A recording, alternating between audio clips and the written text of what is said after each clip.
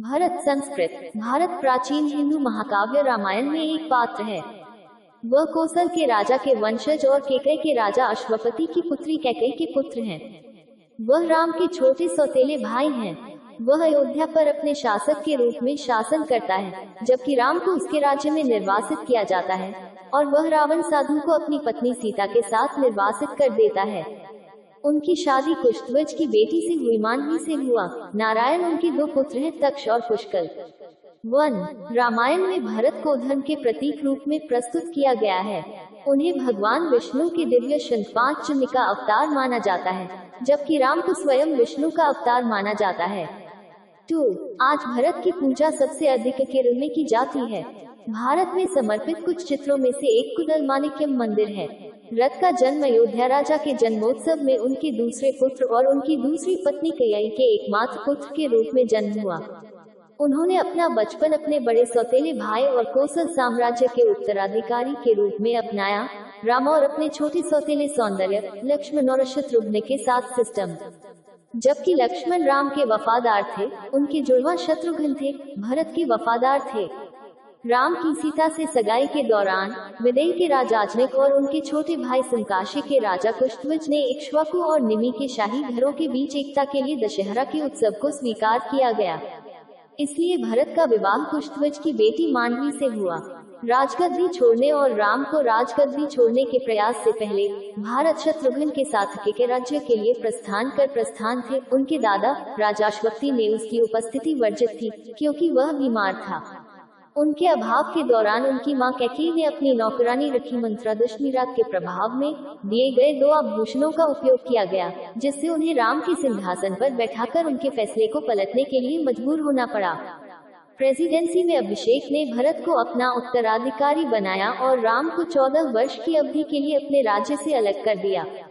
राम ने अपने पिता की आज्ञा का पालन किया और अपनी पत्नी सीता और सौतेले भाई के साथ लक्ष्मण के साथ अयोध्या को ठीक कर चित्रकूट में रहने लगे। 4. राम के जाने के तुरंत बाद दिसंबर के दुख से मृत्यु हो गई।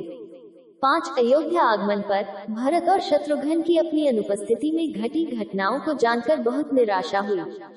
भरत अपनी मां से विमुख हो गए और उन्होंने राम, सीता और लक्ष्मण को अपने वनवास से निकालने का प्रयास किया।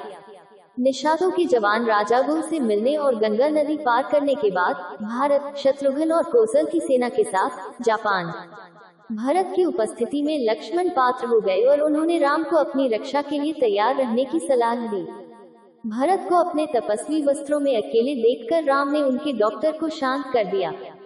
भरत ने राम को प्रणाम किया और भगवान गणेश के निधन की सूचना दी। राम को राजगद्दी प्रदान करते देखने की इच्छा व्यक्त करने के बाद सौतेले उद्योगपति ने अपने पिता की आत्मा का तर्पण किया। अगली सुबह भरत ने एक बार फिर राम से राजसत्ता और कैकेयी के काम से हुई क्षति को दूर करने का आग्रह किया। राम ने मना किया तो भरत ने कहा वे साथ वन में रहेंगे। हालांकि राम ने अपने सौतेले भाई से कहा कि वह वर्तमान में अपने पिता की प्रतिज्ञा को पूरा करने के लिए निर्वासन में रह रहे हैं और उन्हें भी ऐसा ही करना चाहिए। जब भरत को एहसास हुआ कि राम का अन्यथा उत्सव नहीं मनाया जा सकता है, तो उन्होंने अपने सौतेले भाई से अपनी पादुकाएं देने का आग्रह किया। उन्होंने राम की पादुकाओं को अयोध्या के सिंहासन पर बिठाने और राम के वनवास की अवधि के लिए एक तपस्वी के रूप में, एक शासक के रूप में शासन करने का प्रस्ताव रखा। राम ने इस विचार पर सहमति व्यक्त की। भरत ने राम की पादुकाएं अपने सिर पर रखी और अयोध्या के बाहरी क्षेत्र में एक गांव नंदीग्राम की ओर स्थित किया। वे अन्य शाही साज सज्जा के साथ साथ अयोध्या के सिंहासन गांव में लाए। राम का प्रतिनिधित्व करने के लिए सिंहासन पर पादुका के नेतृत्व में भरत ने 14वें वर्ष तक कौशल पर शासन किया। राज्य प्रशासन गांव की स्थापना हुई थी। नंदीग्राम में भारत के दर्शन हनुमान से हुई। उनसे राम के वनवास के दौरान हुई सभी घटनाओं के बारे में बताया गया। 9. जब राम वापस आए तो भरत राम की ज्योतियां सिर पर लेकर उनके पास आए और उन्हें वापस लौटा दिया। कौशल के राजा के रूप में राम के राज्याभिषेक के बाद भरत ने कैकेयी के साथ सुलह कर ली।